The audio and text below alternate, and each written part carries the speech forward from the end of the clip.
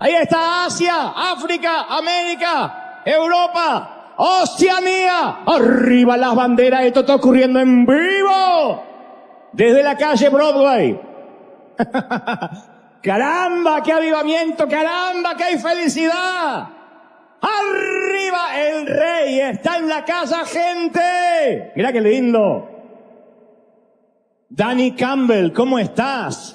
Danny Campbell es nuestro misionero. Bueno, él es el que está al mando, al comando de todo el departamento de misiones de las Asambleas de Dios, a quien nosotros pertenecemos, denominación a las que pertenecemos con mucho santo orgullo. Dios te bendiga, Danny Campbell, Dios te guarde. Acaba de venir de Sri Lanka.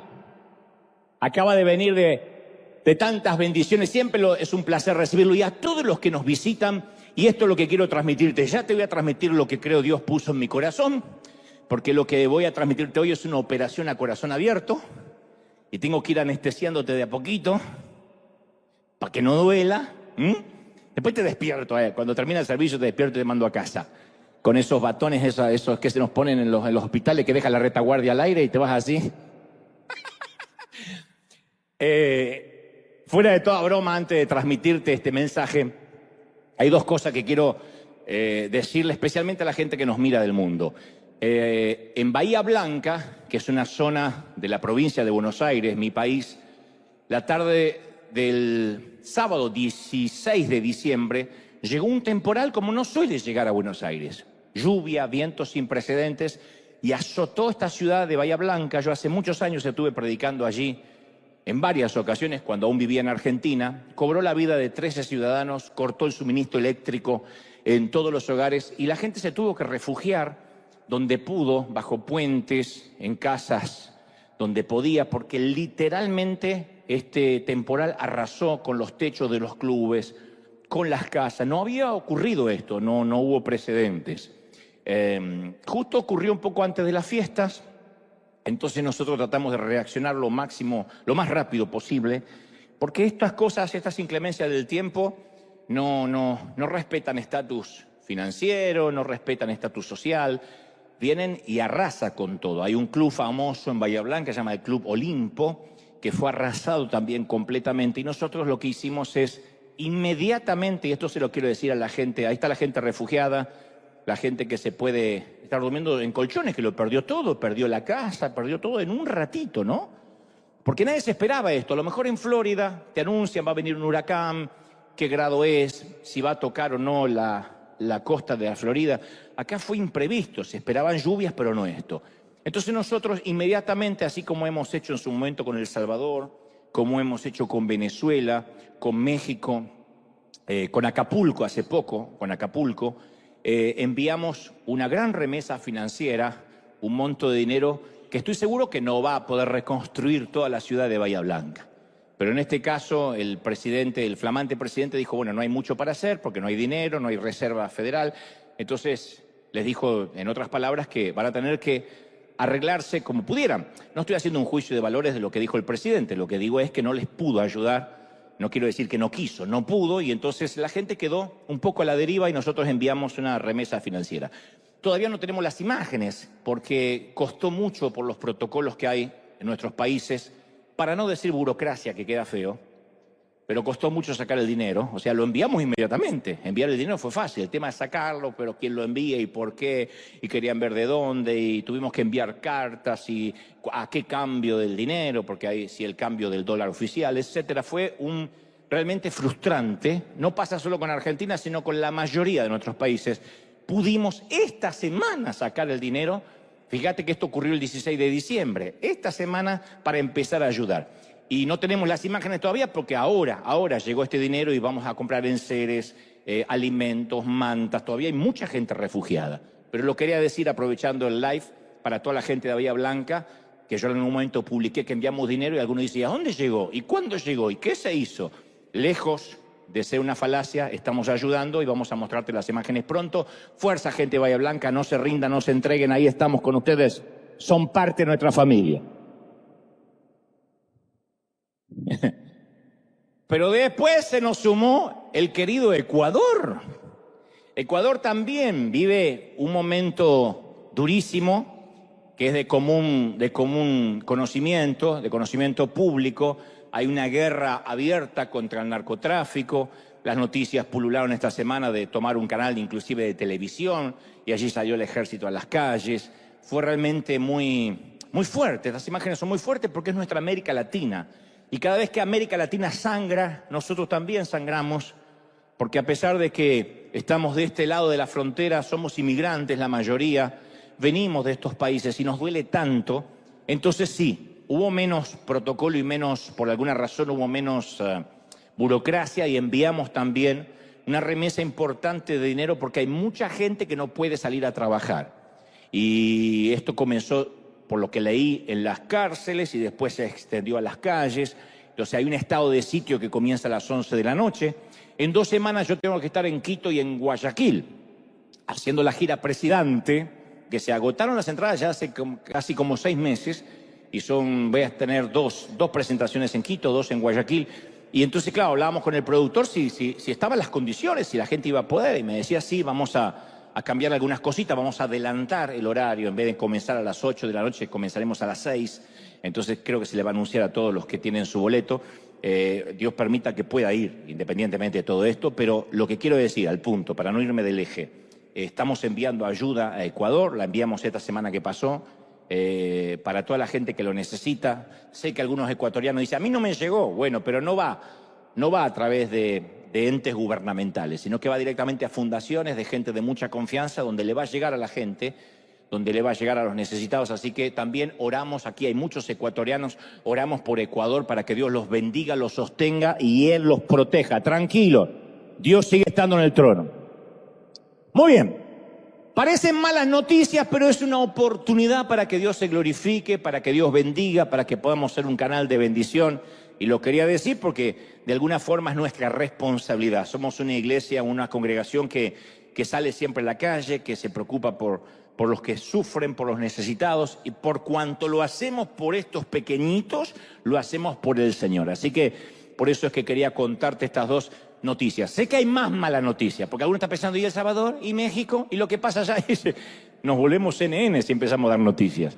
Lo cierto es que esto es lo poquito, un granito de arena que podemos aportar, y caramba que lo estamos haciendo. ¿Estamos listos para que Dios nos hable, sí o no? Muy bien, presta mucha atención, por favor. Ya está la asepsia, está todo listo para operar, y necesito que no te distraigas ni un segundo. Si un niño de pronto empieza a llorar, yo sé que los papis dicen, no me lo quiero perder, agarra al niño y llévalo al teatro familiar, donde allí puedes ver en una pantalla grande, gigante, todo el servicio, para que no distraiga a los que están alrededor, o le damos un Lexotanil y lo dormimos rápido. Yo siempre suelo contar que quienes nunca habíamos viajado o salido de nuestro entorno, suponíamos que todos los extranjeros hablaban con acento menos nosotros. Era la idea que yo tenía en Argentina. De niño yo solía preguntarme, ¿por qué los mexicanos no hablan de manera normal como los argentinos? Y yo sé que los mexicanos decían lo mismo cuando niño. ¿Por qué los argentinos hablan cantando? Pero yo me preguntaba, le decía a mi mamá, ¿por qué dicen? Porque me llegaban las novelas mexicanas o las novelas venezolanas. Y yo decía, ¿por qué dicen lluvia en vez de lluvia como corresponde? ¿O por qué los españoles siempre hablan con la Z? Que es una mala interpretación. Ellos, como digo siempre, no hablan con la Z. Ellos diferencian la S de la C. Entonces, cuando es la C, hacen una pausa para que sepa que es C. Nosotros mezclamos S, Z, hacemos un desastre con el lenguaje. Los españoles respetan la lengua del Cervantes. Pero hasta que un día comienzo a salir al mundo y noto que todos tenemos un acento propio, solo que nosotros no lo notamos. Nuestras creencias también tienen un acento. El acento de nuestras creencias es un prejuicio procesador, un lente, ¿no? Un lente que modela nuestra perspectiva de la Biblia y de Dios. Entonces, ese lente, ese prejuicio que traemos, ese sistema de creencias, hace que veamos las cosas como creemos que deberían ser. No siempre, pero en muchas ocasiones. Entonces, todos tenemos nuestros propios prejuicios familiares propios, historias personales, hábitos de pensamiento, y eso sin darnos cuenta, filtran nuestra fe, filtran nuestras maneras de ver a Dios. No es un secreto que yo siempre suelo contar que traté de ver a Dios como un padre amoroso, pero me costó mucho durante mi adolescencia y mi juventud por el padre europeo que tuve, o frío, o parcial para tratar a sus hijos, que no es un juicio de valores, pero uno tiende a ver a Dios como vio a su papá. A mí me costaba ver un Dios cariñoso. Pues eso es un prejuicio familiar, un lente por el cual yo después filtraba toda la fe. Y luego cuando uno filtra la fe por esos lentes, se pasa la vida buscando creencias que validen lo que ya creemos. Buscamos una congregación que piense al igual que nosotros, porque ya creemos eso desde pequeños o desde adolescentes o desde que aceptamos al Señor. Y lo que es aún peor, empezamos a frecuentar gente que cree exactamente lo que nosotros. No queremos juntarnos con gente que pueda poner en debate nuestras creencias. Y así como no somos capaces de distinguir nuestros propios acentos, tampoco podemos ver nuestros propios sistemas de creencias que definen, insisto, lo que observamos, lo que vemos, la manera en que creemos. Y el ver a Jesús con ojos nuevos, cuando digo ver a Jesús con ojos nuevos me refiero a redescubrir lo que ya está escrito. Los avivamientos, los moveres de Dios nunca vienen de algo novedoso, sino de volver a las fuentes, de volver a la senda antigua y redescubrir algo que estaba semioculto o que la cultura hizo que lo olvidemos. Entonces, ver a Jesús con ojos nuevos implica abrir la mente para cuestionar nuestras suposiciones, nuestros paradigmas. Yo fui criado dentro de la tradición evangélica pentecostal. Nosotros no éramos pentecostal, éramos super, ultra, mega, archi, extra, super pentecostal. Éramos más que los pentecostales. Y fui educado con muchas verdades, de las cuales estoy profundamente agradecido, pero también con varias mentiras que lograron filtrarse y que no admitían debate alguno. Uno tenía que aceptarlo por fe y no cuestionar, punto. Sí, pero ¿por qué tal cosa? No sé, no cuestione, acéptelo por fe. Y el cuestionamiento ya levantaba un espíritu de sospecha. Y durante mi etapa adulta, el Señor fue quitando poco a poco ese moho, ese musgo que infectaba la verdad. Y claro, el Señor lo hace cuidadosamente, de manera quirúrgica, para no dañar la verdad original. Es como se restauran a veces las obras de arte, que especialistas tienen que ir a limpiar lo que puede dañar la obra de arte. Si va cualquiera con una lavandina y le pasa así, arruina el cuadro. Entonces Dios lo hace de manera quirúrgica. Y tuve que desaprender muchos conceptos que me ataban a una creencia errónea y que estaban lejos del carácter de Dios. Mucho de lo que aprendí estaba lejos del Dios que después me tocó conocer. Lo mismo que le sucede a un disco duro de una computadora cuando le entra un virus, que nuestra mente queda después con archivos que están infectados. Y si no desinstalamos esas tradiciones, va a socavar todo lo que hagamos, todo lo que creamos, todo lo que filtremos por ese archivo que está contaminado. Entonces, la mitad del crecimiento espiritual consiste en aprender. Qué lindo que es aprender y que Dios nos abra la mente. La otra mitad consiste en desaprender, que es lo que más nos cuesta a los cristianos. Oíste que fue dicho, mas yo digo, dijo el Señor. Y eso les hizo hacer un ataque de caspa a la mayoría. No querían desaprender los judíos lo que habían aprendido de la ley mosaica. Por desdicha, eso no ha cambiado. Una vez que aprendemos algo, ya no queremos desaprenderlo. Una vez que creemos algo, no queremos no creerlo.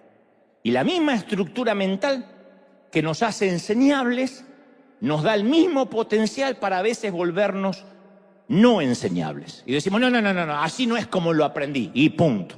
Toda la vida se hizo así. Sí, pero no resulta. Pero toda la vida se hizo así. Y nos mantenemos en algo que ni sabemos por qué lo mantenemos. Siempre cuento la misma historia y los que saben que la estoy repitiendo, acéptenla de vuelta porque viene bien, de aquella muchacha que se casa y va a hacer una pizza y cuando la termina de hacer, pum, le corta las 4 puntas y queda una cosita así. Y tira las puntas y la mete en el horno. Y el esposo, flamante esposo, le dice, ¿por qué le cortás las puntas a la pizza? Y dice, no sé, mi mamá siempre lo hizo así.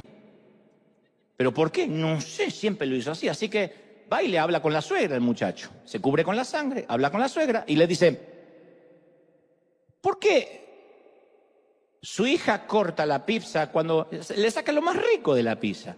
Y la mamá dice, no, yo también hago lo mismo. Y estaba justo haciendo pizza y hace lo mismo, le corta las 4 puntas y la mete dentro del horno. Dice, yo lo aprendí de mi mamá, vivía la abuela todavía, así que va a hablar con la abuela. Le dice, escúcheme señora, su hija y su nieta cortan la pizza después que la tienen lista y la tiran. ¿Por qué hacen eso? Dice que lo aprendieron de usted. Y la abuela dice, yo no tengo idea por qué ellas lo hacen. Yo lo hacía porque tengo el horno chico. Eso tiene que ver con heredar tradiciones. Y no queremos desaprender. No queremos decir, lo puedes hacer diferente. No, porque así yo lo aprendí. Como pensamos que la senda antigua es mantener el fuerte. Es que nadie se atreva a cuestionar lo que creemos de chiquitos. Y a veces hay cosas que admiten debate, que no tienen que ver con lo fundamental, con lo bíblico, con lo escritural, tienen que ver con la periferia, con cosas que no afectan literalmente nuestra relación con Dios, pero sí el filtro con el cual miramos a Dios. Entonces, ¿qué hace la arrogancia? Hace rígido el cerebro, pero la humanidad nuestra, a pesar de ser rígida, a pesar de ser dura para recibir lo nuevo, en algún momento tiene un toque de humildad. El Señor nos llena con una unción de humildad que permite que nuestra mente permanezca abierta. Dicho esto, yo crecí en un mundo de cajas, nosotros y ellos, adentro y afuera, ungido y no ungido. Porque los pentecostales no solo decíamos aquel es mundano y este es cristiano, sino aquel está ungido y se ve que aquel no está ungido. Mirá la cara que tiene, estará amargado pero no ungido. Creyente o incrédulo, salvado y no salvado, digno de salvación y no digno de salvación. Nosotros decíamos aquel no es digno de ser salvado. Mirá hasta dónde íbamos. Este está bautizado con el Espíritu y aquel no está bautizado con el Espíritu. Para nosotros el espiritual era el que estaba en Chiripiorca y hacía así. Y el otro que por ahí estaba así con la carita de Danny Campbell decía, qué carnal que es este. Porque al gringo no se le mueve un pelo, pero nosotros éramos así. Cajas, jaulas, etiquetas, rótulos, prejuzgamientos. Estos bautistas no renovados que no tienen el Espíritu Santo. Aquellos católicos errados que se van al infierno. Esos de la falsa doctrina, aquellos otros hermanos liberales que aplauden en los servicios. Entonces creamos, hablo de mi niñez, de la iglesia en la cual crecí, creamos miles de formas de categorizar y mantener a los otros a distancia, darlos por perdidos, marginarlos, condenarlos. Y a veces en algunas disciplinas las cajas vienen bien, son necesarias. Por ejemplo, le sirven a un médico clínico para distinguir un catarro de un tumor cerebral. Pero otras veces las cajas y las categorías llevan a genocidios, a segregación, a racismo, a odios, a abusos horrendos. Entonces la tradición tiene la tendencia de quitarnos el enfoque de lo que Cristo hizo y centrarlo en nuestros propios esfuerzos. Y esa es la mayor diferencia entre la religión creada por el hombre y el evangelio dado por Dios. Y los cristianos solemos preferir a un Dios que podamos controlar, que podamos decir lo que nos gustaría que Dios dijese. Pero no es Jesús más la sana doctrina lo que nos da la salvación. Solo Jesús, punto. Yo sé que esto produce urticaria e incomoda la teología de muchos, pero no es Jesús más la circuncisión. Jesús más congregarte. Jesús más el diezmo. Jesús más casarte con una huérfana que no tenga madre. Jesús no significa eso. Es solo Jesús. Nada más. Y cuando alguien le agrega algo a Jesús, en realidad estamos quitando la esencia, le estamos quitando todo. Y nuestros acentos religiosos hacen que siempre estemos creando una nueva caja, una nueva categoría. Y de allí viene la disposición mental de inventar términos, de añadirlos al evangelio y predicar esos términos como si fueran términos bíblicos, y no son bíblicos. Mirá la cara con la que me miran, me gusta, están así. Yo tenía un pastor alemán, siempre claro, no un perro, un pastor que nació en Alemania, que predicaba lo que a él le gustaba, ya cuando estaba viejito, un poco senil. Y le decíamos, pastor, ¿dónde está eso que en el cielo no hay guitarra eléctrica? Porque él decía guitarra eléctrica y el bajo y baterías del demonio. En el cielo se toca acordeón. Porque él tocaba el acordeón casualmente, ¿no? En el cielo se toca acordeón. Todo el mundo sabe eso, decía. Entonces, íbamos los jóvenes que tocábamos la música, todos los demonios que tocábamos, y, pastor, ¿dónde está la Biblia? Y decía esta maravillosa frase: no está, pero debería estar. Y así somos a veces, no está en la Biblia, pero debería. ¿Ah? Dios se le pasó de agregarlo en las Escrituras. Y esas pequeñas cajas religiosas tienen la intención de tener la fórmula de cómo funciona Dios. Entonces, si tengo la fórmula mágica, sangre de tritón, ojo de sapo, y las palabras mágicas, abracadabra, yazán, cabellos de suegra, voy a obtener el resultado correcto. Entonces, si hacemos la oración correcta, si decretamos, si ordenamos, si hacemos un pacto, podremos hacer que Dios baje del trono y haga lo que yo quiero que haga.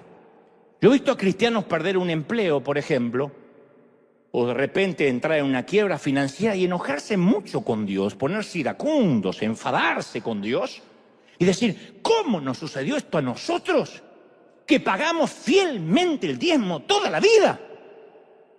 Casi el enojo que uno tendría por tener una medicina prepaga y después no te quieren atender en la clínica. Dice: pero si yo estoy pagando, soy socio.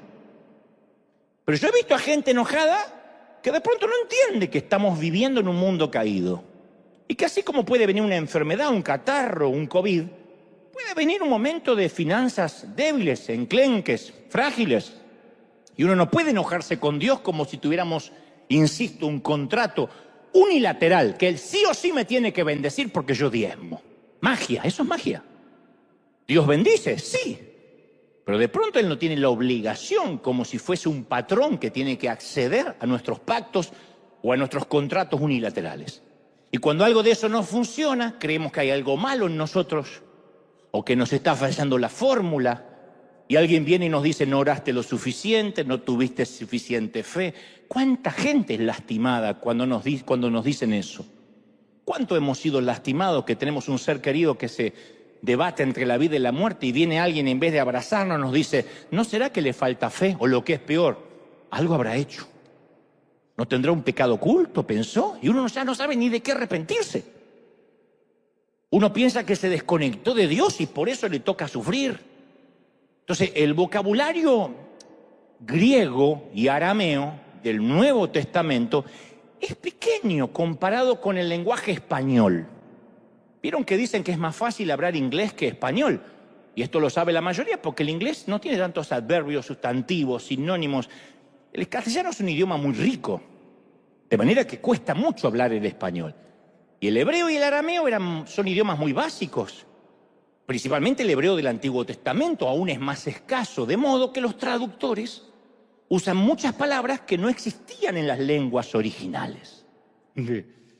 Hay palabras de nuestra cultura que se han vuelto el lenguaje de nuestra espiritualidad, pero no están en las Escrituras. Por eso a mí me causa gracia, no me apedren, ahí voy, esperen. A mí me causa gracia cuando alguien alega. Una vez alguien me dijo: yo no entiendo esas Biblias modernosas de ahora. Vieron que hay muchas versiones.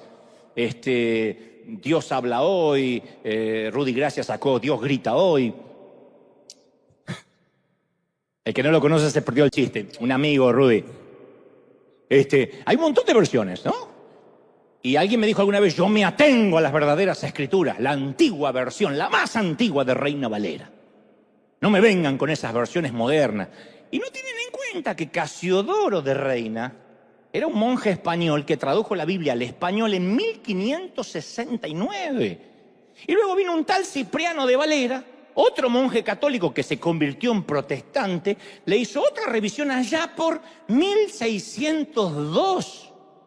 O sea que 1500 años para atrás no había esas revisiones en español. Por eso solemos pensar que Jesús hablaba en tono gallego. Hemos visto películas así: vosotros sois la sal y me seréis testigos, necios. Arrepentíos o pereceréis. Parece Julio Iglesias en vez de Jesús, ¿o no? El Señor no hablaba en catalán. Es una traducción. Entonces, en resumen, a esto voy. Hay una palabra que, por ejemplo, usamos mucho tras los púlpitos y no está en la Biblia, no está en los escritores original. Proviene, sí, de estos españoles, Reina y Valera. La palabra prioridad, por ejemplo. Entonces, muchos predicadores hemos cometido el error de decir, Dios quiere ser nuestra prioridad. Este año pongamos a Dios como prioridad. Los maestros y doctores de la ley le hacían preguntas a Jesús que tenían intenciones solapadas, ocultas. En una ocasión específica le dicen, Jesús, ¿cuál es el mandamiento más importante? Esta es una pregunta de prioridades. Dame una lista, Jesús. Una calificación, necesito una calificación de las prioridades en mi vida, de la más a la menos importante. Esta era la pregunta. Debo confesar que la gente religiosa adora la lista de prioridades. Yo fui uno de ellos. Siempre hacía una lista cada año que validaba mi esfuerzo, mis horas de oración, mi tiempo de servir en la iglesia, y luego la comparaba con la lista de alguien más que no hacía lo mismo que yo. Yo decía, yo todos los domingos lo comienzo, la semana las comienzo en la iglesia, esa es mi prioridad, veo que algunos no. Pero había un problema enorme cuando le hicieron esta pregunta a Jesús, que las relaciones no funcionan con un sistema de prioridades. ¿Qué significa poner a Dios primero? ¿Es un porcentaje con relación al tiempo? ¿Es un porcentaje con relación al dinero? Por ejemplo, si le damos las primeras 2 horas, el primer servicio del domingo, a Dios, ustedes, nosotros, ¿estamos dándole a Dios prioridad? ¿Y si venimos al segundo servicio no es tanta prioridad? Porque primero se levantaron, desayunaron, comieron, fueron al baño. ¿Será que no son tan prioritarios como nosotros? ¿Quién decide cuánto debe darse a Dios para que sea una prioridad? ¿Cuánto es suficiente? ¿Existen ciertas prácticas espirituales como la oración, ir a la iglesia, que estén calificadas como eso es poner a Dios primero? ¿Y qué pasa cuando tengo un hijo enfermo que requiere cuidados intensivos 24 horas al día? Y no puedo ni orar, por lo menos oficialmente, tradicionalmente, no puedo venir a la iglesia, no puedo ni siquiera sembrar, no puedo ofrendar. ¿Cómo acomodo entonces la lista? ¿Quien tiene un hijo enfermo no tiene a Dios como prioridad? De hecho, alguien inventó una lista que no está en la Biblia y nosotros la damos por bíblica. Decimos, primero Dios, segundo la familia, tercero el ministerio, dice el Señor. ¿Dónde dice? Lo dijo alguien. Está bien, es una lista digna, noble, pero eso de primero Dios, después la familia y tercero el ministerio, lo inventó alguien, no está en las Escrituras. La frase que no aparece. Entonces, ¿cómo responde Jesús a la pregunta sobre prioridades? Él dijo, el más grande y el más importante es amar al Señor, tu Dios, con todo tu corazón, con toda tu alma y con todas tus fuerzas. Y uno dice, bueno, esa es la prioridad. Pero después añade, el segundo es tan importante como el primero. El más grande y más importante también es este segundo. Amarás a tu prójimo como a ti mismo.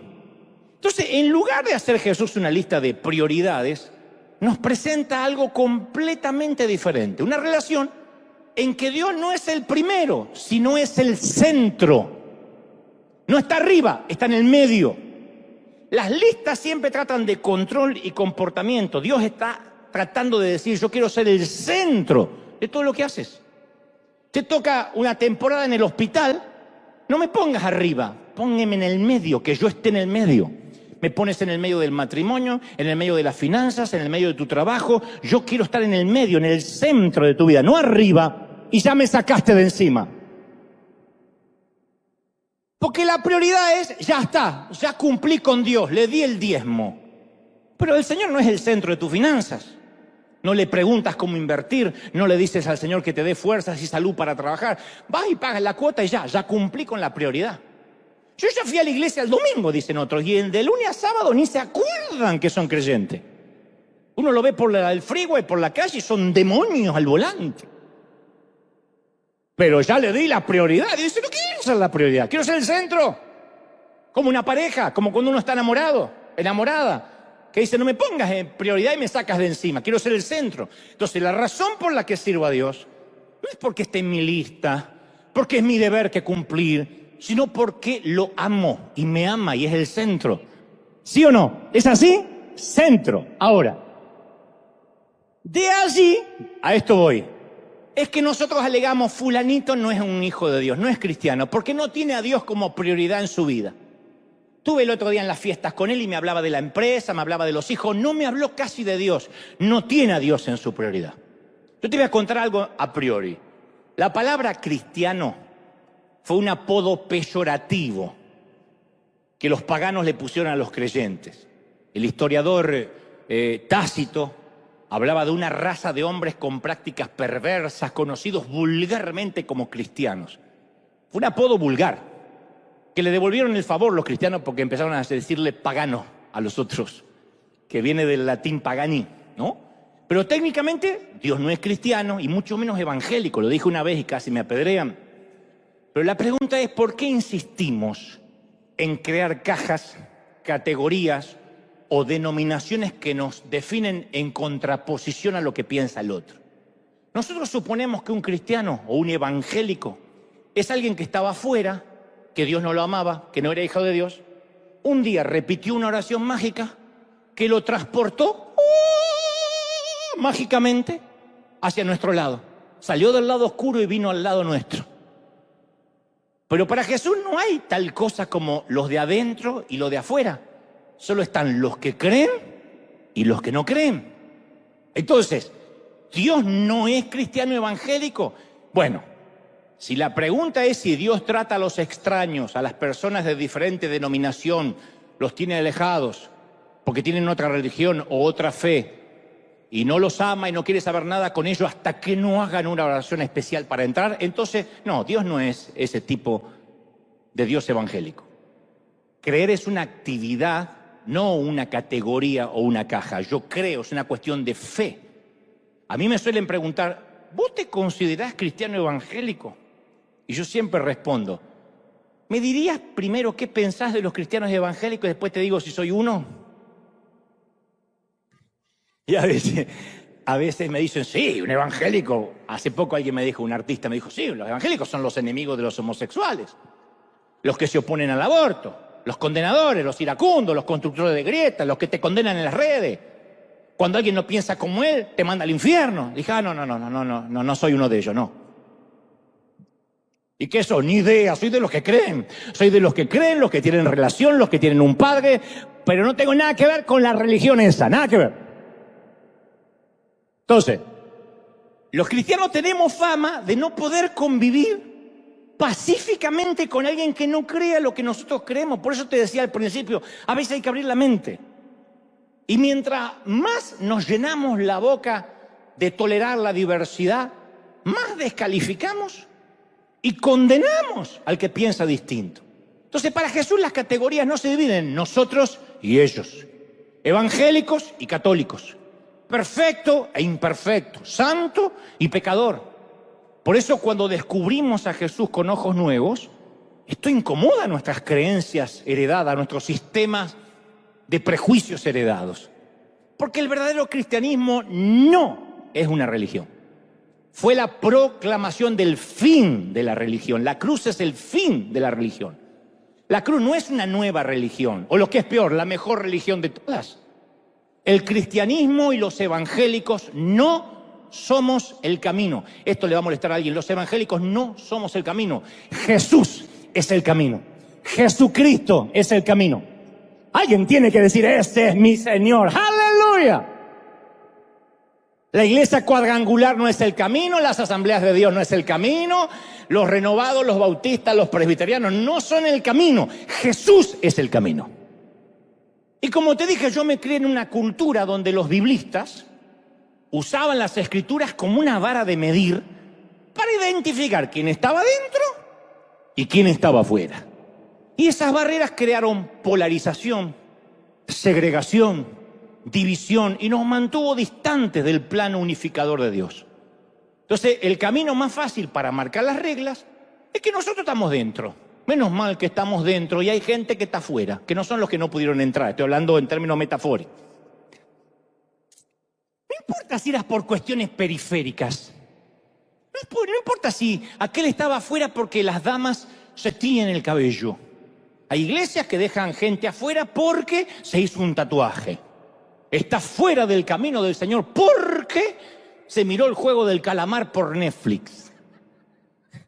Está fuera porque le va a México en vez de Argentina. Bueno, ahí debería estar afuera, eso es pecado. Pero eso no importa que era periferia, nos reconfortaba que nosotros estábamos en lo correcto y ellos estaban en lo erróneo. Porque si yo estoy en lo correcto, soy salvo. Pero en Romanos 10:13, Pablo le escribe a la iglesia de Roma recordándole lo que hace latir el corazón del Señor. Le dice a los romanos, todo. Me gustaría que repitan esto, sí, todo. Esa. Me siento un predicador moderno. Dígale que está sola, volteate a tu... No. Todo. No, ya está bien, una vez, pues... Todo el que invoque el nombre del Señor será salvo. Dijo todos. ¿Todos? ¿Cómo todos? Algunos dicen, no, ¿cómo todo? ¿En qué sentido lo dijo? Segunda de Pedro 3:9. No quiere el Señor que nadie muera, sino que todos se vuelvan a Dios. Bueno, no puede estar hablando en serio. Primera de Juan 2:2. Él se ofreció en sacrificio para que nuestros pecados sean perdonados, y no solo los nuestros, sino los de todo el mundo. Primera de Timoteo 2:4. Él quiere que todos se salven y lleguen a conocer la verdad. Y se ve que el Señor, cuando inspiró las Escrituras, dijo, debe haber algún ganso que todavía no entiende. No por nosotros, pero los que vienen al otro servicio. Primera de Timoteo 4:10. Por eso mismo trabajamos y luchamos, porque hemos puesto nuestra esperanza en el Dios viviente, que es el Salvador de todos, especialmente de los que creen. Especialmente los que creen, pero es el Salvador de todos. ¿Cómo es el Salvador de todos, pero especialmente en los que creen? Tito 2:11. Pero Dios ha mostrado su bondad al ofrecer la salvación a toda la humanidad.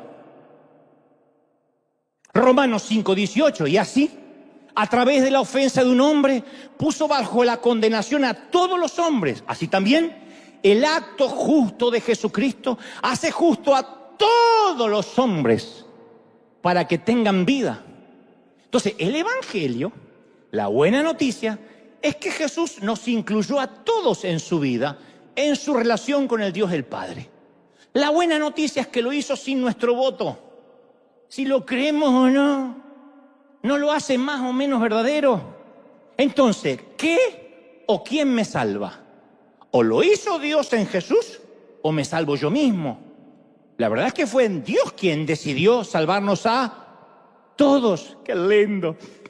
Ahora, diría Ortiz, ¡qué lindo! Ahora, nuestra elección, ¿cuál es? Creer en esa realidad. Todo aquel que cree, el que invoque el nombre del Señor será salvo. Ya está hecho. Nada más hay que creerlo. Y entonces esta es la verdad. Cada persona en el mundo fue incluida en su muerte, sepultura, resurrección y ascensión de Jesús. Todos. Cuando Jesús fue elevado a los cielos, Dios atrajo hacia sí todos los seres humanos. Juan 12:32 dice, y yo, si soy levantado de la tierra, a todos atraeré a mí mismo. No dijo a los evangélicos, a algunos. Cuando Cristo murió, todos morimos. Cuando Cristo resucitó, todos resucitamos. ¿Estamos de acuerdo, sí o no? Y el apóstol escribe, de aquí en adelante, a nadie juzgaremos según la carne. Segunda de Corintios 5:16. Entonces no juzgamos a nadie si este está salvo, si aquel está perdido. Todos son hijos de Dios, excepto que algunos no lo creen. Pero todos son hijos de Dios. Fíjate cómo cambia todo el panorama. De repente miramos al chinito que ve al lado y dice, ¿este también? No, porque no aceptó a Cristo en su corazón. Es hijo de Dios, lo tiene que creer nomás. Cada político corrupto que invoque se salvará. Junto con cada republicano, con cada demócrata, con cada inmigrante, cada socialista, cada comunista, cada capitalista, cada heterosexual, cada homosexual, cada persona que no podemos soportar, cada persona que no toleramos, tan pronto crea que es un hijo de Dios, Él vino por todos, nos guste o no nos guste. Yo me ha tocado entrevistar a vedette, artista, y me han dicho, ¿qué haces con ese mundano? Es un hijo de Dios. Y cuando estoy con ellos, el Espíritu Santo da testimonio a mi corazón y dice, es mi hijita, pobrecita. Está maquillada y estirada y operada porque pobrecita, lo único que puede cambiar lo de afuera. Y mal cambiado. Pero lo de adentro yo estoy operando en esa persona. Yo no sé ustedes, pero hay algunas formas de creer, de vivir, de vestir, incluso de votar, que me son más difíciles de aceptar que otras. Digo, ¿cómo pudieron votar a ese? ¿Y cómo puede vestirse así? Pues yo ya me estoy poniendo viejo, no tanto como ustedes, los voy a enterrar a todos. No obstante, ya me vuelvo intransigente. Ya empiezo a parecerme a mi pastor alemán y a decir lo que me gustaría que Dios dijese. Esa música es del diablo, no la entiendo. A mí el reggaetón me suena todo igual, siempre el mismo ritmo, siempre son lo mismo. Pienso que Maluma es una pomada antihemorroidal. Yo no.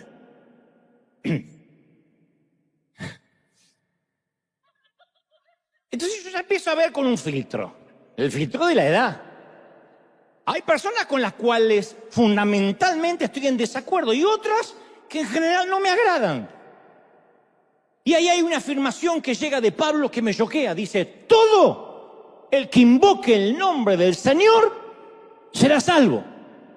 Y eso hace doler mi ego.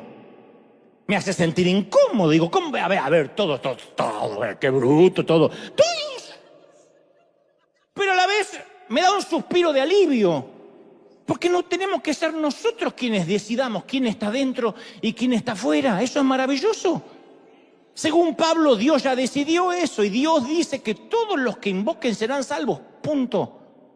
No hay forma de debatir eso. Todo el que invoque el nombre del Señor será salvo. Puedo escuchar a alguien pensando porque les puedo escuchar los pensamientos. Estoy escuchando en este momento.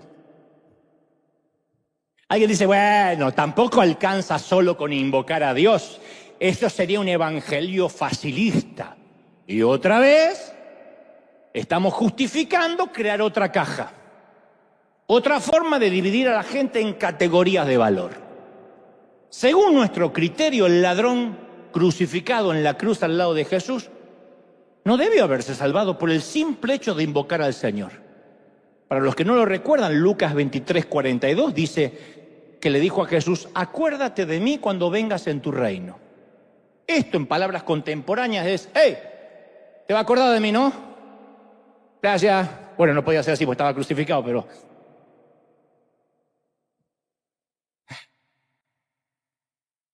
qué sé yo, capaz que levantó el pulgar así, no sé. ¿Qué hace Jesús? Le dice, no te alcanza con eso. ¿Cómo acuérdate de mí? No te alcanza. No, Jesús dice, de cierto te digo, hoy estarás conmigo en el paraíso. El que le dice a Jesús esto, no expresó ningún derecho moral para recibir el favor de Jesús. No hizo ningún mérito. No prometió ser bautizado. No hizo los compromisos del discipulado. No prometió diezmar. No dijo que se iba a congregar. No dijo que iba a asistir a las células si lograba bajarse de ahí. No prometió ir a la reunión de oración. No mostró crecimiento en la santificación. No mostró fruto. Viste que nosotros somos... ¿dónde está el fruto? Le buscamos los frutos a los demás.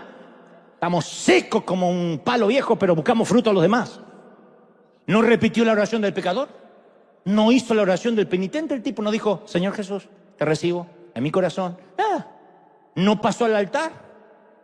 Reconoció, invocó, reconoció que el Señor era el Salvador. Lo reconoció. Acuérdate de mí cuando estés en tu reino. Al decirle cuando estés en tu reino, lo reconoció como el Salvador, a diferencia del otro que se burlaba. Entonces, ser un hijo o una hija no tiene nada que ver con ser digno. Somos hijos e hijas de Dios por nacimiento, no por mérito. Ningún bebé nace como resultado de sus esfuerzos. Cuando un doctor grita en el canal de parto, ¡vamos bebé, vamos con fuerza, tú puedes, mijo! La madre es la que hace el trabajo duro. El chamaco aprovecha el viaje. ¿O no? Entonces, el nacimiento espiritual ocurre por gracia cuando creemos. Efesios 2:8 declara, porque por gracia sois salvos. ¿Por medio de qué? De la fe. Y esto no es de ustedes, no es de vosotros, porque es don de Dios, no por obras, para que nadie se gloríe. Nadie puede decir, yo soy más salvo que tú. Y sale el hijo, salvo, salvo. No, no es así.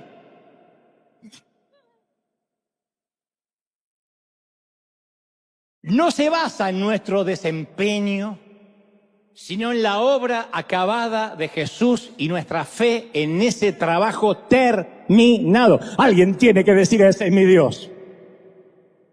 Ahora, pero pensamos, está bien, hasta ahí te sigo. Pero ahora que soy cristiano tengo que hacer algo para que Dios me siga amando. Hay que esforzarse para permanecer en el buen camino. Pregunto, ¿de dónde sacamos eso? Jesús murió por nosotros antes que naciéramos, antes que hiciéramos nada malo ni nada bueno. No habíamos nacido ninguno de nosotros cuando Jesús subió a la cruz. Pero nosotros creemos la falsa teología de que Dios nos ama porque murió por nosotros, porque Jesús murió por nosotros. A mí me predicaban eso, que Dios nos amaba y nos toleraba porque mandó a su Hijo para morir por nosotros. La realidad es que Jesús murió por nosotros porque Dios nos ama. ¿Me siguen, sí o no? La primera frase suena espiritual. Dios nos ama porque Jesús murió por nosotros. Suponemos que cuando Dios nos ve, nos quiere matar, pero se pone Jesús, no lo toque, no lo toque. Yo quiero reventar a este mexicano, salvadoreño, si al menos fuera argentino. Es como que, cuando ustedes prediquen, pongan el ejemplo que quieran. Yo te quiero matar, que te agarro, que te ahí. Y está Jesús ahí, no. Decía mi pastor, el Señor Dios nos quiere liquidar, pero ve a Jesús y se detiene. Entonces uno supone que cuando Dios nos ve, no nos ve a nosotros, nos ve a través de Jesús y por eso nos tolera y nos aguanta. Pero si leíste Juan 3:16, sabrás que no es así. Dios no nos ama porque Jesús murió por nosotros. Jesús murió por nosotros porque nos amó primero. Porque nos ama. Por eso de tal manera amó ¿a quién? Al mundo. De tal manera Dios amó a los evangélicos. No, al mundo, a todos. ¿A quiénes? Él nos amó primero. Antes que hiciéramos nada y antes que Jesús lo hiciera todo. Pero suponemos que Dios está enamorado de la futura versión nuestra, de la versión perfecta, de la versión imposible. La pregunta es, ¿ama a la persona que somos hoy mismo en este momento con todos estos errores? Y uno dice, bueno, qué sé yo, quizás si pudiera dejar de fumar, dejar de maldecir, de gritarle a mis hijos, dejar de hablar mal de Dante y los argentinos, tal vez ahí Dios podría amarme. Ahora solo me tolera, pero ya sé que Dios me va a amar un día. David escribió el Salmo 103:13 y dijo, el Señor es como un padre con sus hijos, tierno y compasivo con los que le temen. Él sabe, dijo David, lo débiles que somos. Se acuerda de que somos tan solo polvo. Un padre con sus hijos. Entonces, cuando tenemos hijos son parte nuestra, ¿sí o no? Son una extensión nuestra. ¿Cuál es el único requisito para que alguien sea un hijo? Existir. Para ser hijo nuestro no hay nada que hacer. ¿Qué tiene que hacer un hijo para ser hijo? Nacer. Y nada de lo que haga lo descalifica como hijos. ¿Sí o no, padre? No me miren así que parecen los que van a matar a los hijos en cualquier momento. Ni siquiera tienen que creer que son nuestros hijos para poder serlo.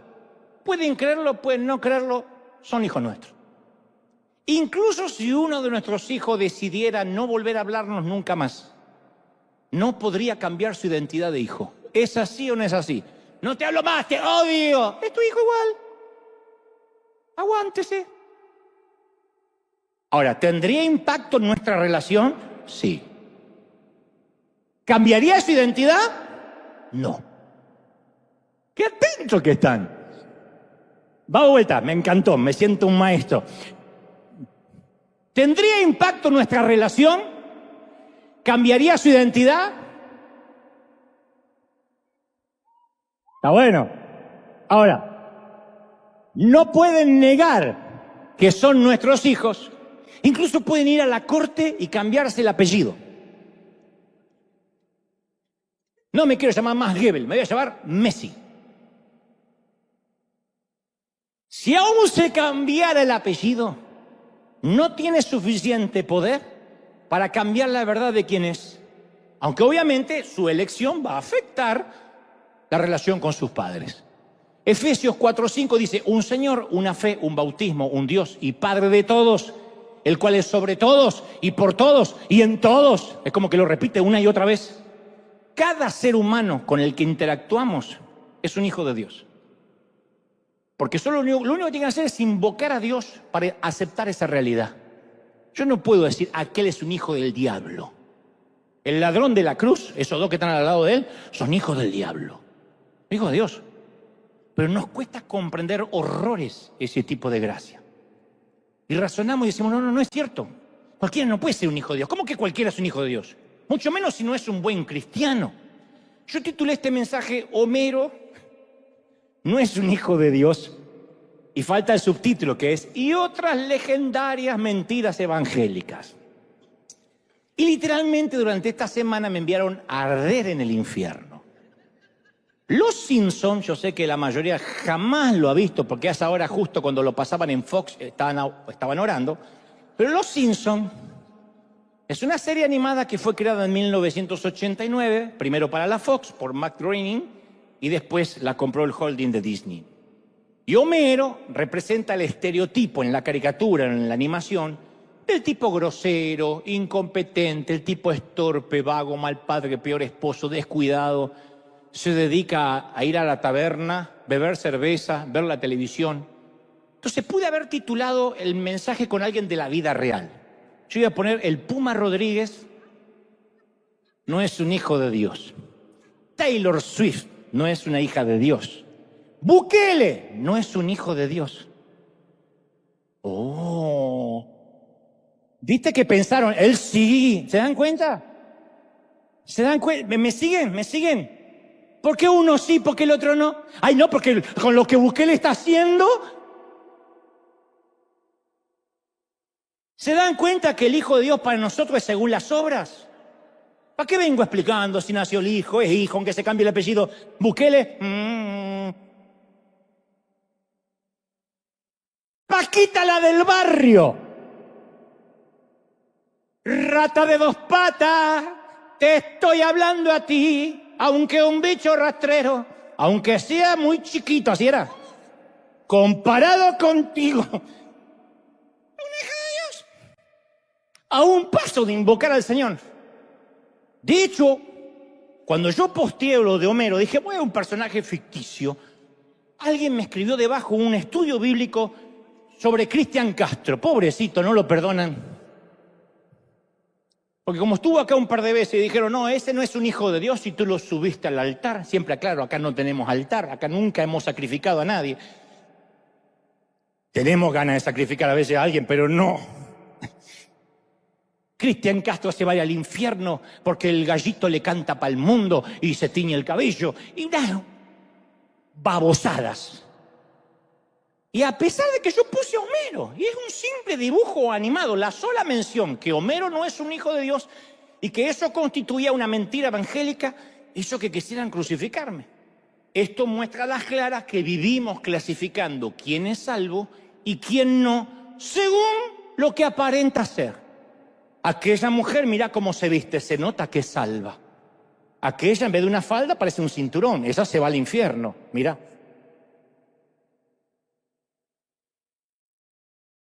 Y San Pedro está en la puerta, ve cómo está en la falda. No, afuera, mija, que acaba de tentar los querubines.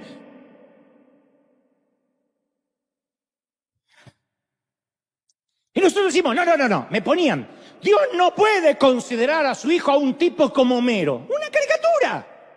Uno me dijo, no cumple los requisitos. ¿Qué requisitos? Los requisitos de la caja evangélica. Y yo te voy a contar por qué la mayoría pensamos mucho tiempo de este modo.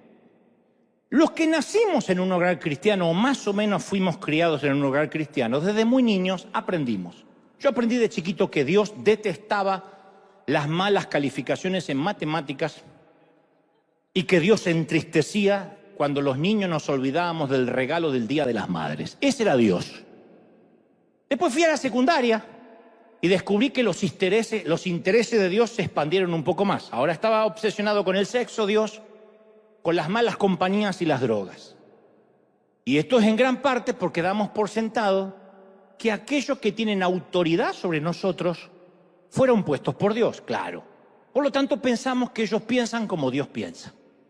Y si fueron puestos por Dios, algo que les disgusta o le gusta a mi mamá, o al pastor, o a la maestra, seguro que es algo que le gusta o le disgusta a Dios. Dependiendo de nuestra edad, recibíamos mensajes diferentes de cómo debe lucir y actuar una persona salva. Por eso es inevitable suponer que la aceptación de Dios se basa en nuestro comportamiento, porque eso lo traemos de chicos. Si no hago esto, Dios no me va a amar, Dios no va a estar feliz. Si cruzo la línea, Dios se va a enfurecer. En realidad la que se enfurecía era nuestra mamá, la maestra, el pastor, pero Dios cargaba con la mala reputación.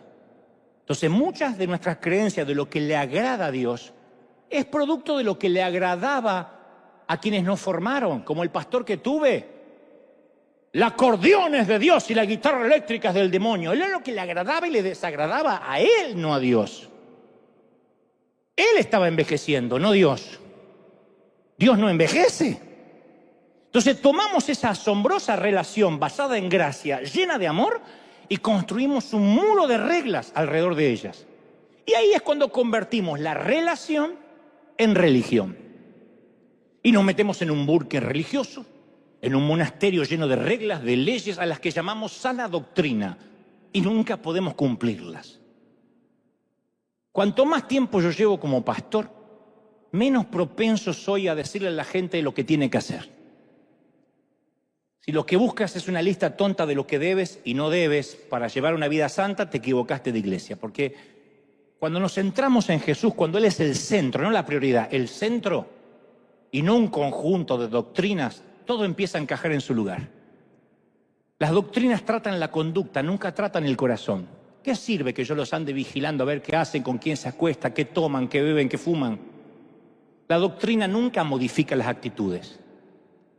La gracia es interna, funciona a nivel del corazón. Entonces, creo que en el fondo no creemos que recibimos la salvación por gracia y por eso tampoco a veces podemos dispensarla. Suponemos que Jesús fue golpeado, torturado, mutilado, para que después nosotros intentemos salvarnos con nuestras insignificantes buenas obras. ¿De verdad? No podemos abaratar el sacrificio de Jesús intentando reembolsarlo. No hay forma de pagarlo. Pero nos aferramos a nuestra santidad y luchamos por la perfección como si todo dependiera de eso. Y algunos nos sentimos tan abrumados por nuestros fracasos que apenas podemos creer que Jesús nos ama. Yo decía durante la pandemia, ¿cómo te ama el Señor? Y la gente estallaba en lágrimas durante la pandemia. Cristianos de años, ¿en serio me ama? ¿Cómo es que dudamos de eso? ¿Qué nos lleva a dudar de que Él nos amó, nos ama y nos amará siempre? ¿Qué nos hace dudar del amor? Entonces, ¿estás luchando contra el pecado? No necesitas más fuerza de voluntad. Lo que necesitas es más de Jesús. Que Él sea el centro. Cuando Él sea el centro, el pecado pierde el poder. El punto no es evitar el pecado, sino enamorarnos de Jesús. Uno es fiel a la pareja porque está enamorado, no porque trata de evitar la tentación. Pero nuestro pecadómetro, nosotros etiquetamos los pecados como pequeños, medianos y escandalosos. Entonces, si vemos a alguien en la iglesia que es chusma, chismoso, que maltrata a veces a una mujer o algo, decimos, bueno, pero tampoco es para tanto, son pecados pequeños. Lo bueno es que no deja de congregarse. Luego vemos a alguien que nos consta que toma mucho alcohol, que se fuma un cigarrito a veces y ya nos ponemos nerviosos. Decimos, Dios va a tener que llamarle la atención, que Dios se apiade de su alma. Va a tener que arreglar su vida si quiere estar cerca de Dios. Y después nos encontramos con un pecador escandaloso. Uno que se acuesta con la novia o es prostituta, es gay o abortista. Y decimos, ese va a arder en el infierno. ¿Y cómo me voy a gozar cuando lo voy a quemar? Sí. Porque de Dios nadie se burla. Ya veremos el día del juicio. ¿A dónde va cada uno? Así somos. Y en ningún lugar de la Biblia encontramos que Dios haga distinción entre diferentes niveles de pecado. Él hace una lista y pone al chismoso al lado del homicida. Fíjate cuántos asesinos habrá hoy.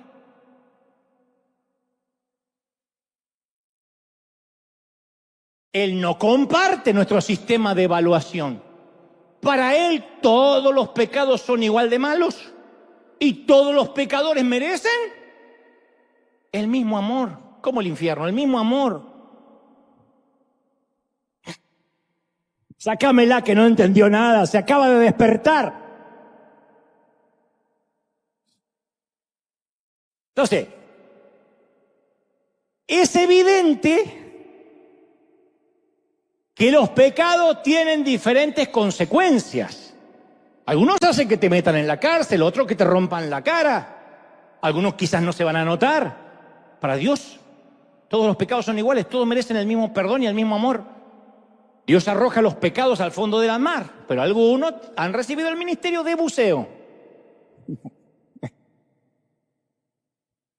Jesús dijo, da de gracia lo que recibiste de gracia.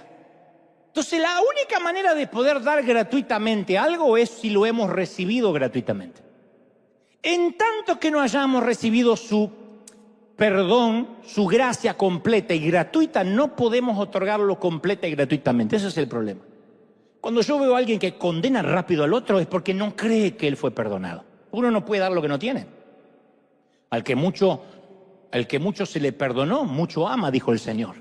Al que cree que se le perdonó poco, anda por la vida juzgando. Caramba, que yo me gané esta salvación, gánatela tú también. Si creemos que de alguna manera tenemos que ganarnos su perdón, hacemos que los demás también se ganen el suyo. Que paguen derecho de piso. ¿Cómo a este de la 11ª hora le vas a pagar lo mismo que me pagaste a mí? Sí. ¿Acaso tenéis celo de mí que soy un hombre bueno? Dice la parábola de aquel que le paga fuera del sindicato, fuera de toda equidad social, lo mismo al que trabajó 1 hora que los que trabajaron 8. Entonces, si creemos de alguna manera que estamos pagando por nuestro perdón, vamos a hacer que los demás también paguen por su perdón. Y caemos en esa trampa con mucha frecuencia. Creemos que tenemos que ganarnos el amor de Dios. Y por eso vemos a veces los infortunios de la vida de la manera que Dios nos pone a cuenta con Él y nos corrige.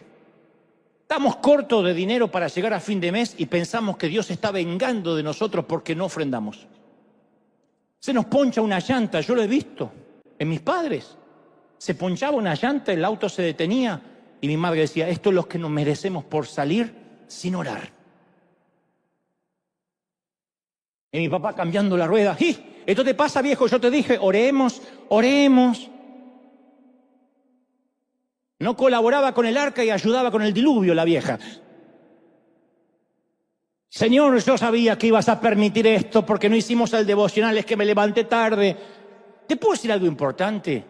Dios nunca te va a hacer pagar por el mal que hiciste, vas a vivir las consecuencias. Porque Jesús no te va a hacer pagar nada porque Él ya pagó el castigo completo. Consumado es. ¿Sí o no? Esto me trae a la mente un incidente doméstico que alguna vez conté. Hace muchos años le cerré la puerta del auto, ¡paf!, con todo, sobre los dedos de mi hijito Brian. Actualmente es el director, no sé cómo está dirigiendo con esos dedos. Esto ocurrió afortunadamente cuando él tenía 8 años. Puso la manito así para bajar y yo, ¡pah!, cerré la puerta. Perdón, perdón, perdón, decía yo. Él decía, está bien, está bien, está bien. Estaba blanco del dolor. Y yo repetía frenéticamente, perdón, perdón, perdón, perdón. Está bien, papá, me dice cuando se puede recomponer. Dice, fue un accidente. Le dije, no. Perdón, la culpa que tenía. Porque él probablemente pensaba, ¿por qué no se calla y me deja llorar en paz? Entonces me dice, te perdono, está bien, te perdono, pa. Pero a mí no me alcanzaba. Lo veía llorar indefenso. Dice, no. Me senté y dije, quiero que agarre mis dedos, agárrame mis dedos, agárrame mis dedos. Y me dice, yo no quiero agarrarte los dedos con la puerta, no soy tan bruto. Y yo le digo, es que yo me voy a sentir menos culpable. Si me agarrás mi dedo, me voy a sentir menos culpable. El problema es que Brian no era que no me estaba otorgando el perdón. El problema es que yo no estaba recibiéndolo. Yo quería que estuviésemos a mano. Desafortunadamente muchos van por la vida cristiana con la mentalidad: agárrame los dedos, Dios.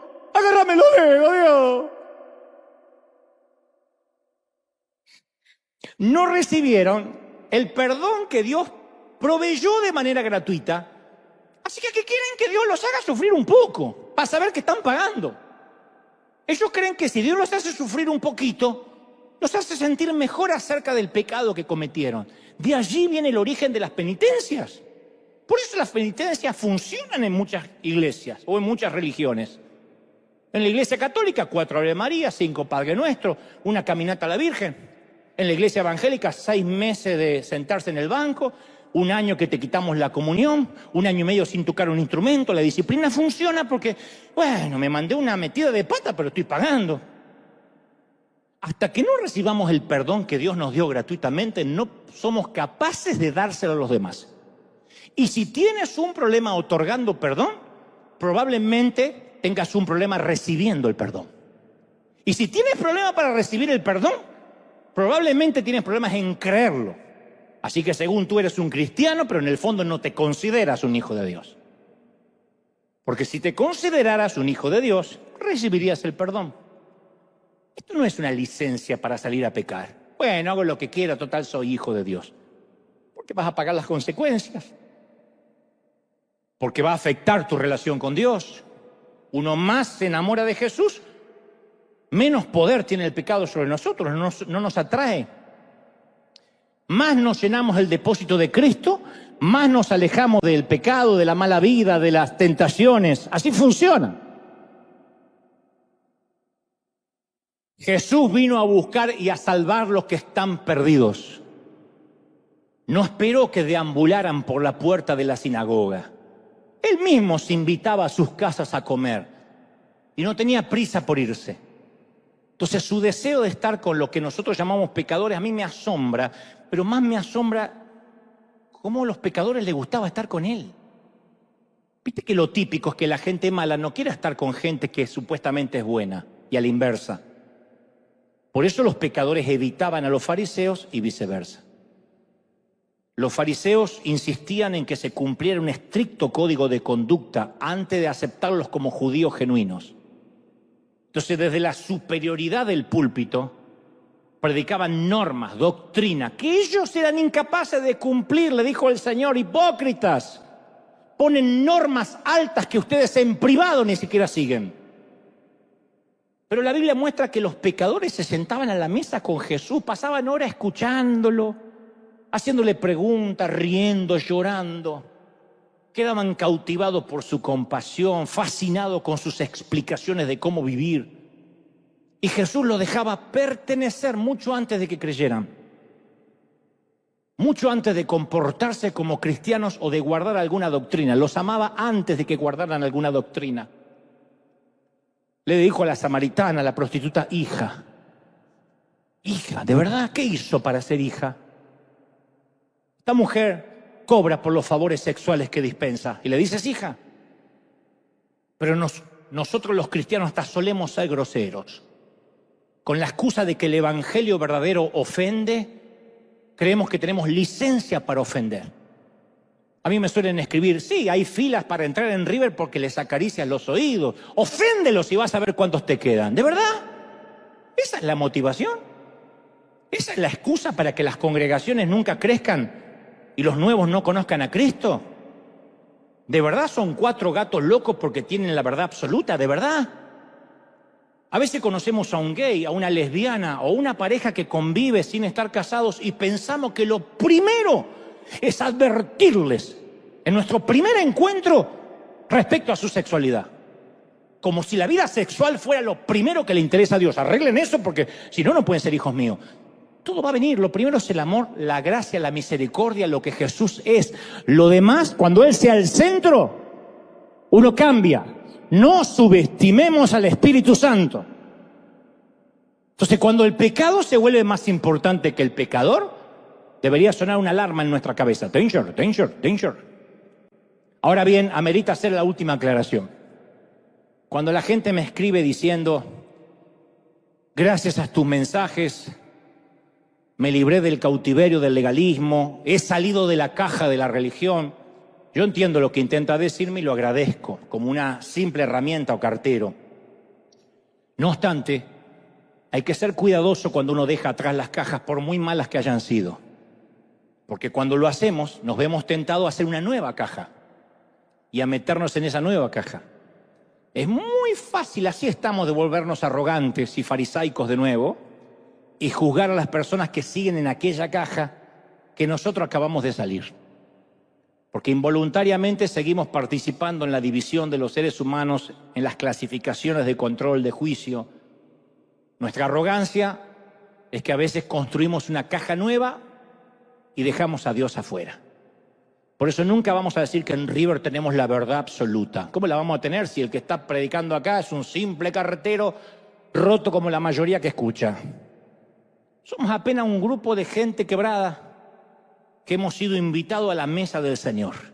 Algunos están cambiando, otros están en proceso, otros van a tardar toda la vida. Dios nunca respeta las cajas que construimos. Pero conociendo al Señor como lo conozco, si los Simpsons fueran parte de la vida real, te aseguro que se metería en la taberna de Moe y le diría a Homero cuánto lo ama y le aseguraría que cuando subió a la cruz pensaba en él y por sobre todo le diría que siempre fui hijo de Dios, que lo único que tiene que hacer ahora es simplemente creerlo. Ese es el Evangelio y esas son las buenas noticias. ¿Sí o no? Ahora da un aplauso grande, fuerte al Señor de señores. ¡Aleluya!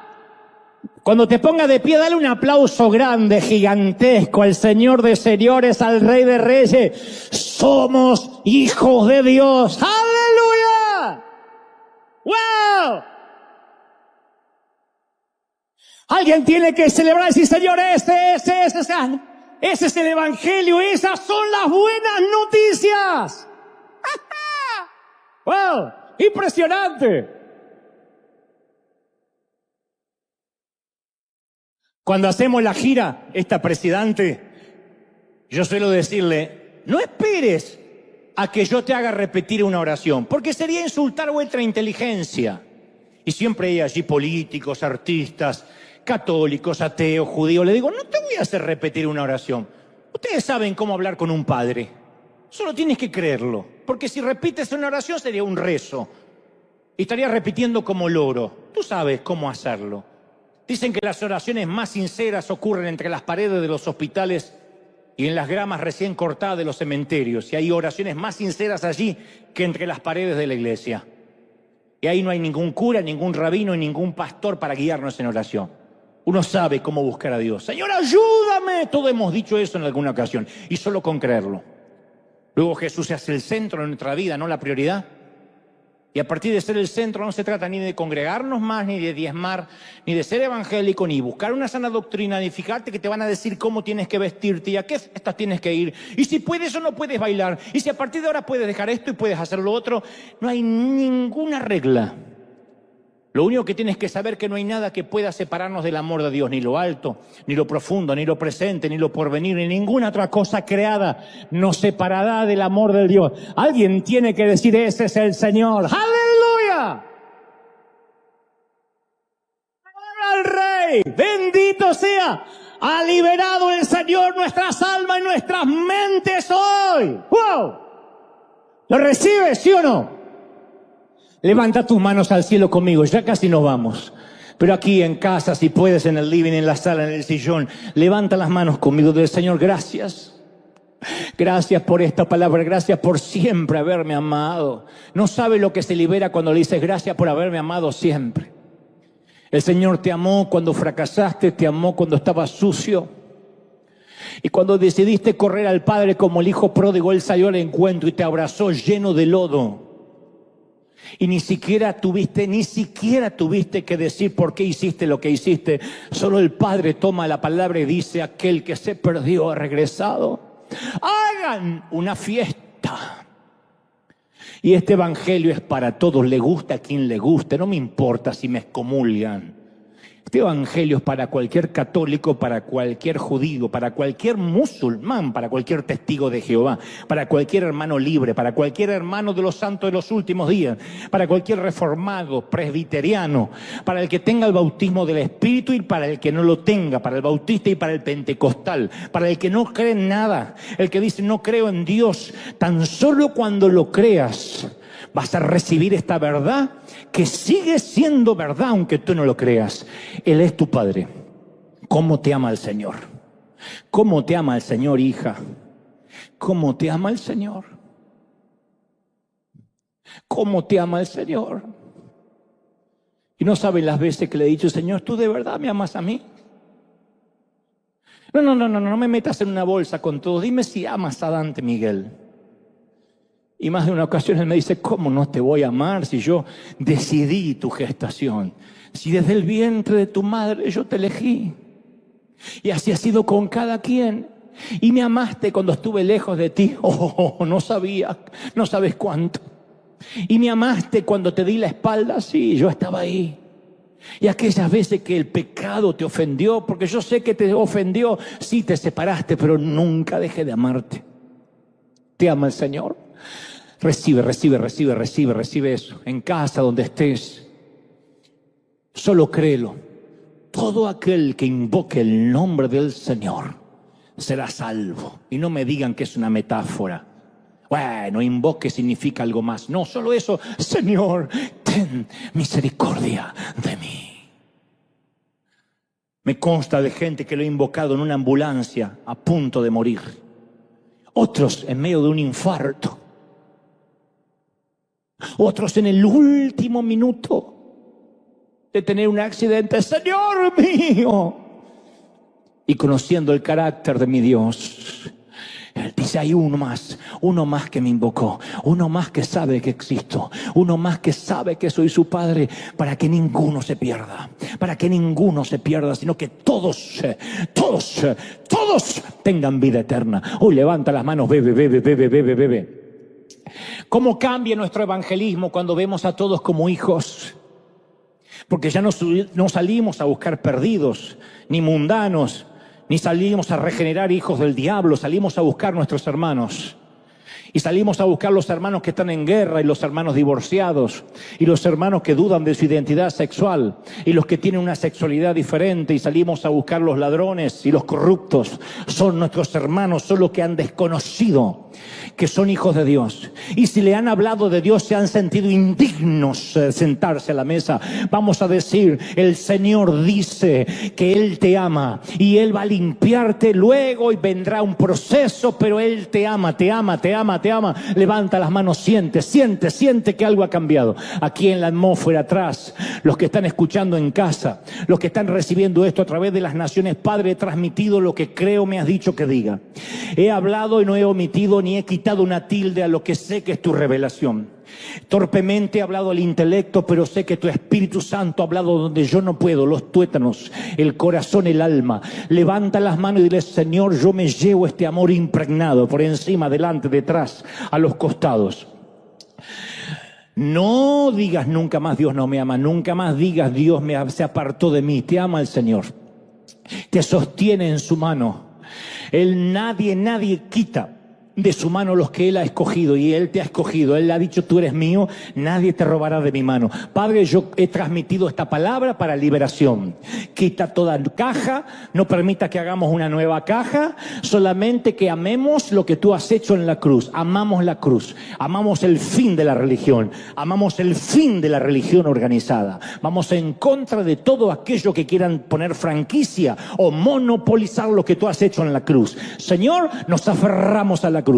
Señor, por tu llaga hemos sido sanados. Señor, en tu sangre hemos sido lavados. Por tu carne partida, por tu carne que fue allí llevada a la cruz del Calvario, somos salvos, somos libres, somos sanos, somos prósperos en esta vida o en la eternidad. Amén, amén y amén sea hecho el Señor. ¿Tú lo crees? No. ¿Tú lo crees? ¿Se animan a decir todos? todos? ¿A cuántos ama el Señor, ¿Por cuántos murió el Señor? Dios te bendiga, Dios te guarde. Buena semana hasta el domingo que viene. ¿Cómo te ama el Señor? Chao. Ven.